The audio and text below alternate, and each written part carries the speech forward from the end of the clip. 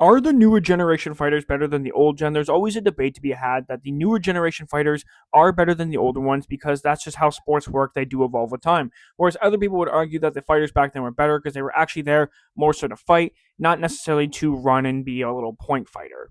Here's the thing, the sport just does evolve with time. It's not just MMA. Every single sport. If you take boxers from 100 years ago, they are not competing from today. If you're taking players from hockey from about 50 years ago, they are not competing today.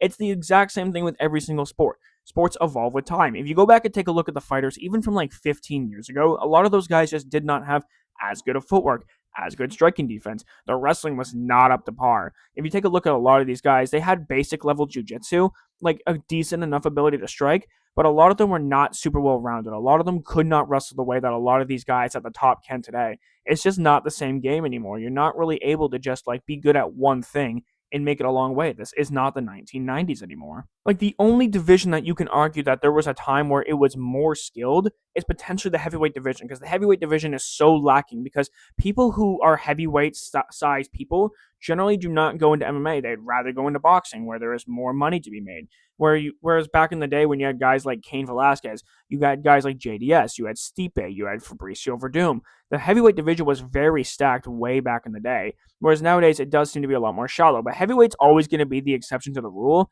Outside of that, the sport does evolve with time. Yes, if you take a look at fighters that are average size from about 135 up to 170, those guys get a lot better. And that's why we even argue if GSP could even still be champion today. That's how much better the sport has gotten.